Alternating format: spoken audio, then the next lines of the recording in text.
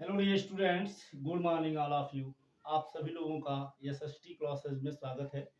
मेरे प्यारे विद्यार्थियों, आज का जो मेरा टॉपिक है क्लास 12 फिजिक्स चैप्टर फर्स्ट का सतत आवेश वितरण कॉन्टिन्यूअस चार्ज डिस्ट्रीब्यूशन।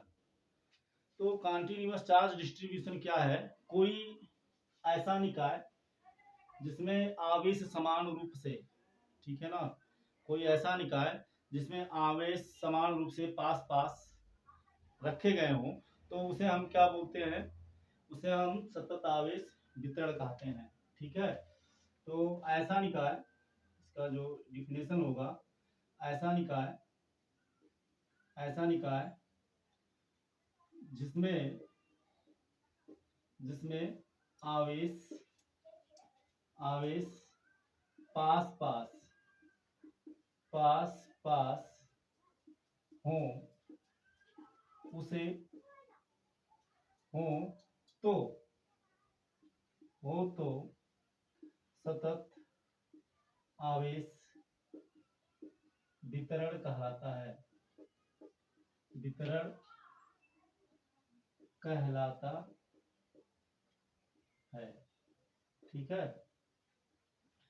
मतलब कोई भी निकाय का मतलब कुछ भी हो सकता है। अगर उसमें चार्ज समान रूप से पास पास रखे गए हों तो इसे हम सतत आवेश वितरण कहते हैं। तो देखिए, सतत आवेश वितरण, कोई यदि लाइन है तो लाइन पर भी इस तरह से हो सकता है, इस तरह से पास पास चार्ज रखे गए हों तो इसमें भी सतत आवेश वितरण होगा। ये भी सतत आवेश वितरण ही कहलाएगा। अब अगर मान लें कोई ऐसे सरफेस है तो इसमें भी इस तरह से हम सतत आवेश यहाँ भी इसे चार्ज को डिस्ट्रीब्यूट कर सकते हैं। रखा गया है, मान लीजिए ऐसे, इस तरह से, हाँ, या ऐसे भी हो सकता है ना, ये आपका है तो इस तरह से, इस तरह से, इस तरह से इसमें भी चार्ज ऐसे क्या किया गया है, डिस्ट्रीब्यूट किया गया है। तो इस तरह से हम कह सकते हैं कि सतत आवेश वितरण यहाँ भी है, सतत आवेश वितरण यहाँ भी है, सतत आवेश वितरण यहाँ भी है। लेकिन यहाँ जो आवेश का वितरण है ये एक लाइन में है, ए लाइन एलॉन्ग है, एक रेखा के अनुदिश है। यहाँ एक रेखा पर है, यहाँ लंबाई और चौड़ाई दोनों में है, सरफेस पृष्ठ यानी एरिया पर है। यहाँ लंबाई, चौड़ाई और ऊंचाई तीनों में है। तो हम कह सकते हैं यहाँ आयतन में हो गया, यहाँ इसमें हो गया, क्षेत्रफल में हो गया, सरफेस पर, और यहाँ रेखा पर। तो इस तरह से हम काम कर सकते हैं। सतत आवेश वितरण जो हमारा है ये तीन प्रकार से होगा। अब तीन प्रकार से होगा। पहला क्या होगा? पहला होगा रैखिक आवेश वितरण, रैखिक आवेश वितरण तथा रैखिक आवेश घनत्व। ठीक है। तो पहला जो मेरा होगा वो होगा रैखिक आवेश वितरण।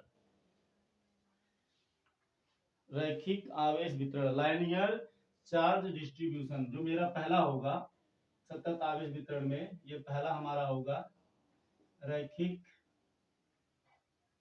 रैखिक आवेश रैखिक आवेश वितरण।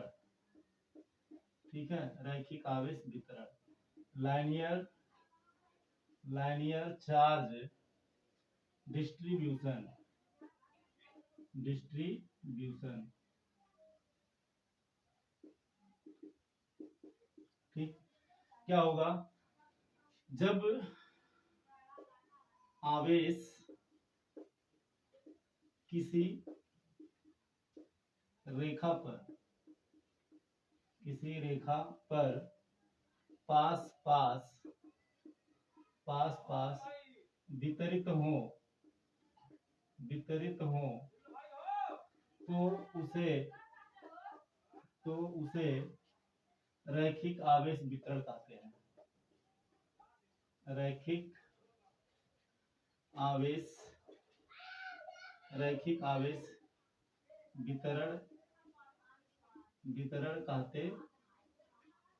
कहते हैं। ठीक है। अब मान लीजिए कि ये एक लाइन है और यहाँ पर ऐसे चार्ज को डिस्ट्रीब्यूट किया गया है, इस तरह से। बात समझ में आई? इस तरह से चार्ज को क्या किया गया है? डिस्ट्रीब्यूट किया गया है। तो अब डिस्ट्रीब्यूट किया गया है तो अब मान लेते हैं कि यहाँ से r डिस्टेंस पर r डिस्टेंस पर r डिस्टेंस पर r डिस्टेंस पर कोई टेस्ट चार्जर है, परीक्षण आवेश Q नॉट। ठीक है, अब हम मान लेते हैं 1 यूनिट सिर्फ इतना लघुखंड है, इसको हम कहेंगे लघुखंड। इसका एक छोटा सा खंड है, इसको हम रिप्रेजेंट करेंगे dl से। तो इसके द्वारा इस पर ये चार्ज है, ये प्लस चार्ज है, ये आपका क्या है Q नॉट, ये परीक्षण आवेश है। तो इसके कारण इस पर कितना बल आरोपित होगा, ये हम कैसे ज्ञात करेंगे। तो पहले हम देख लेते हैं, पहले हम लिख लेते हैं रैखिक घनत्व, रैखिक आवेश घनत्व, रैखिक आवेश घनत्व। ठीक है ना, रैखिक आवेश घनत्व, लाइनियर चार्ज डेंसिटी। तो क्या है ये, इसको देखते हैं। किसी रेखा पर एकांक लंबाई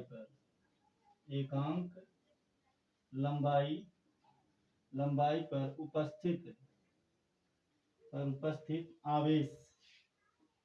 उपस्थित आवेश रैखिक आवेश घनत्व कहलाता है, रैखिक आवेश घनत्व कहलाता है। ठीक है, एकांक लंबाई का मतलब 1 मीटर या 1 सेंटीमीटर। वैसे हम किसी भी क्वेश्चन को जब लगाते हैं तो प्राय हम SI यूनिट लेते हैं। SI यूनिट का मतलब होता है इंटरनेशनल सिस्टम, अंतरराष्ट्रीय पद्धति में।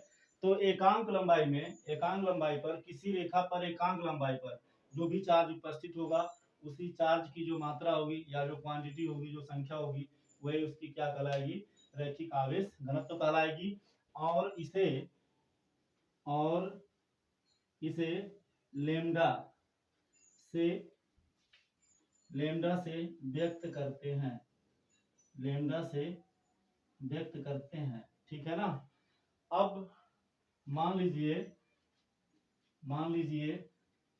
माना तार की लंबाई L है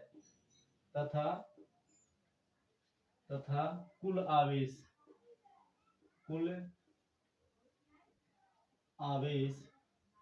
मान लेते हैं तार की लंबाई। तो हम यहाँ लघुखंड का निकाल रहे हैं ना, तो मान लेते हैं लघुखंड की जो लंबाई है, मान लीजिए माना तार के लघुखंड की लंबाई,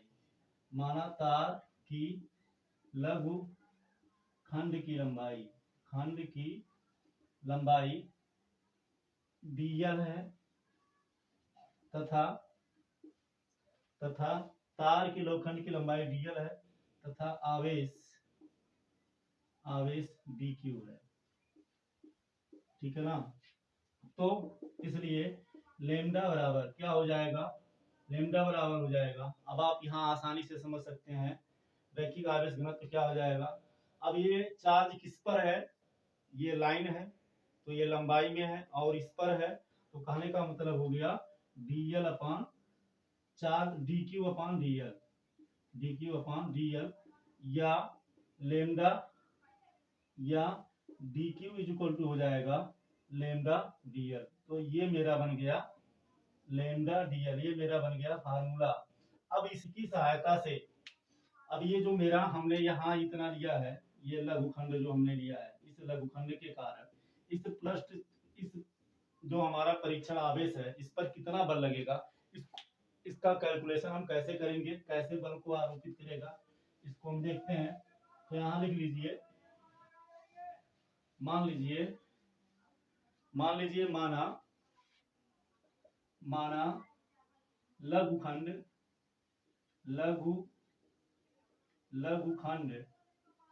dl से r दूरी पर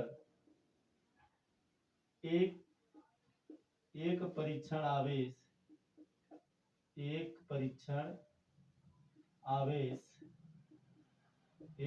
आवेश Q नॉट है।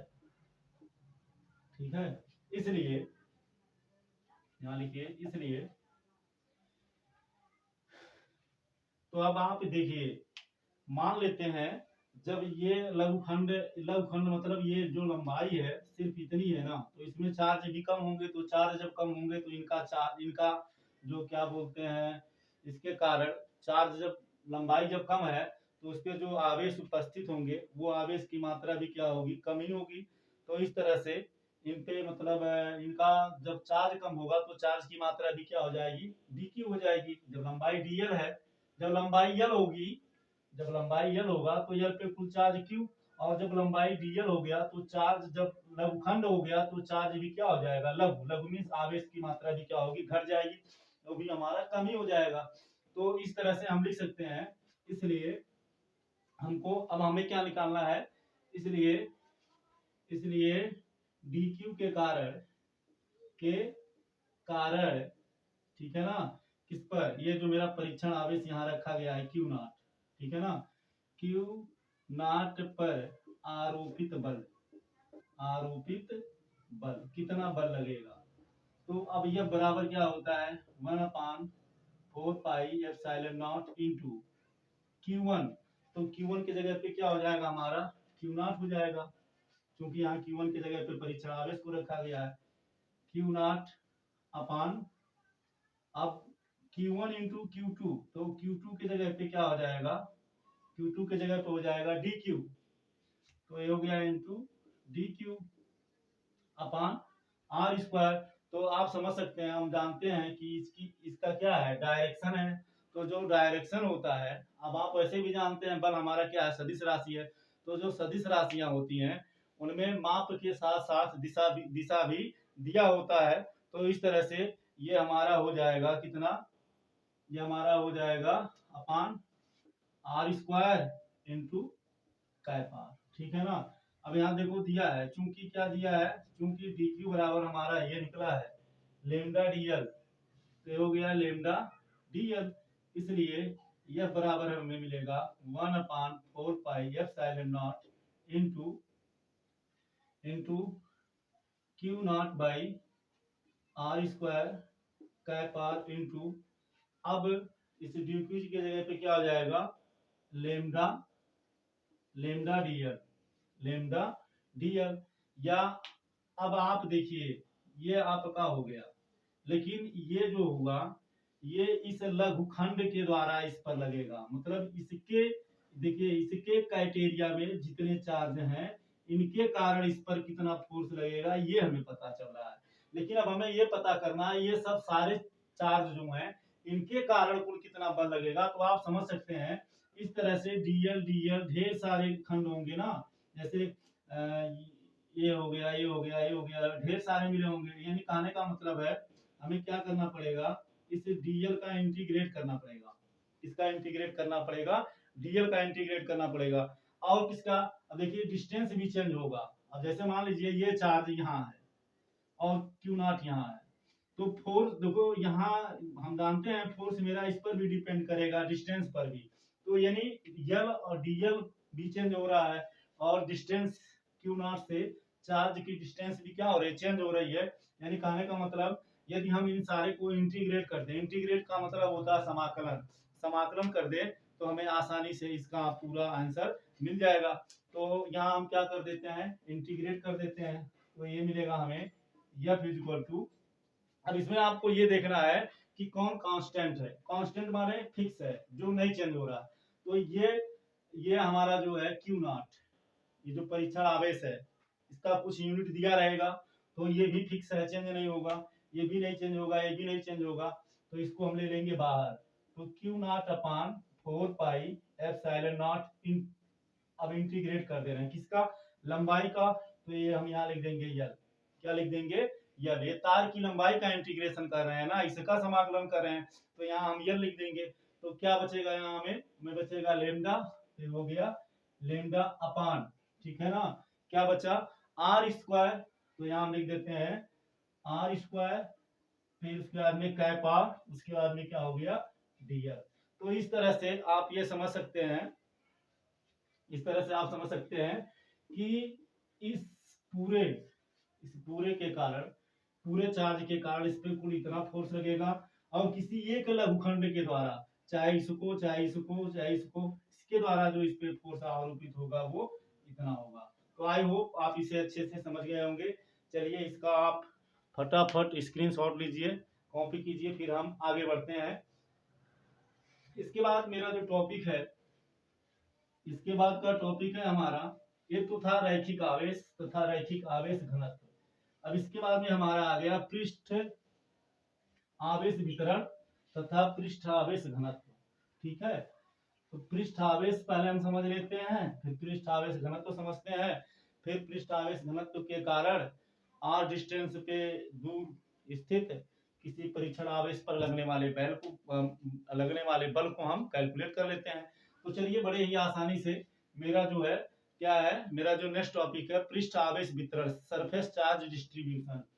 पृष्ठ आवेश वितरण, पृष्ठ आवेश वितरण। तो पृष्ठ आवेश वितरण ये हो गया surface, SUR surface charge, surface charge distribution, DISTRIBUTION, surface charge distribution. अब देखिए मान लेते हैं ये कोई मेरा ऐसे ऐसे मान लेते हैं कोई सरफेस है, और इस पे इस तरह से चार्ज डिस्ट्रीब्यूट किया गया है। तो जब किसी सरफेस पर आवेश को समान रूप से वितरित कर पास समायोजित कर दिया जाए या समायोजित किए गए हों, तो इस प्रकार के समायोजन को हम क्या कहेंगे, पृष्ठ आवेश वितरण कहेंगे। तो इस तरह से इसका जो मेरा परिभाषा बना, जब यहाँ क्या परिभाषा बना, जब किसी पृष्ठ पर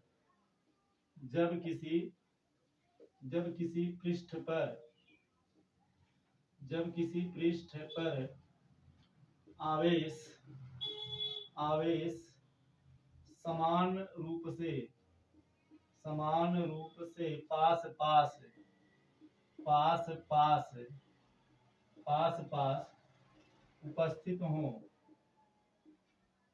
पास उपस्थित हो, तो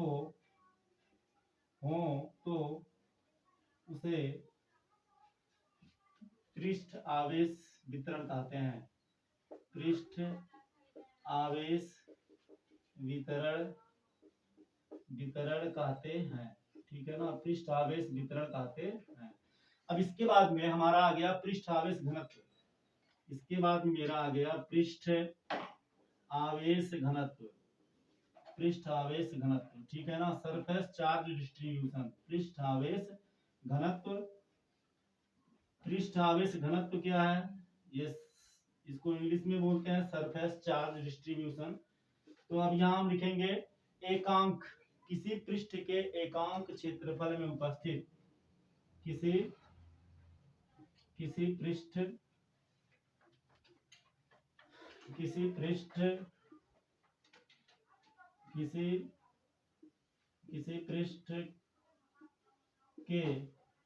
पृष्ठ के मतलब क्या, पृष्ठ आवेश वितरण में, इसको चलिए एकदम क्लियर लिखते हैं, पृष्ठ आवेश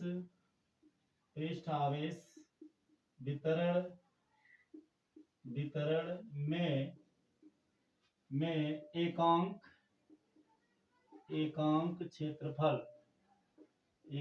क्षेत्रफल पर उपस्थित आवेश पृष्ठ आवेश घनत्व कहलाता है। पृष्ठ आवेश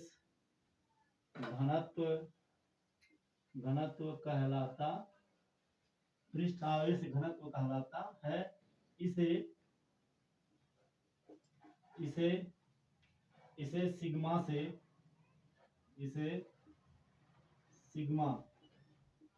व्यक्त करते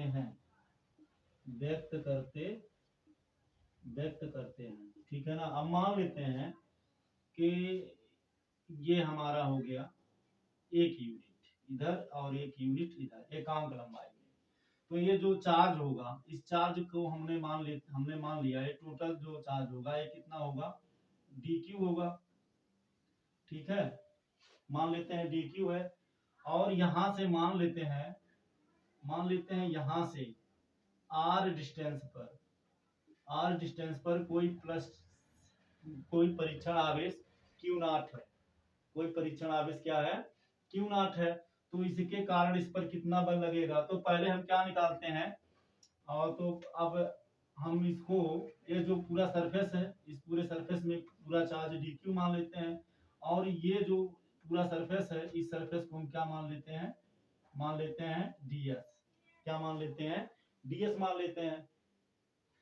तो ds या एरिया dA भी लिख सकते हैं, जो भी आपके समझ में आए। तो इस तरह से पहले हम इसका फार्मूला निकाल लेते हैं। तो जब इसका हम फार्मूला निकालेंगे तो सिग्मा बराबर हमें मिलेगा, सिग्मा बराबर क्या मिल जाएगा, सिग्मा बराबर हमें मिल जाएगा dq upon ds, dq upon ds। ठीक है ना।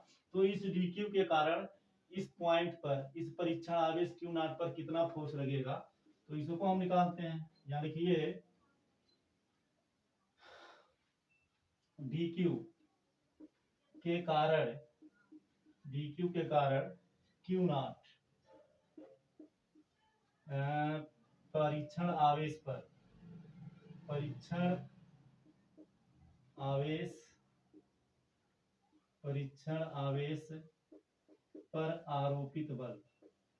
आरोपित बल, ठीक।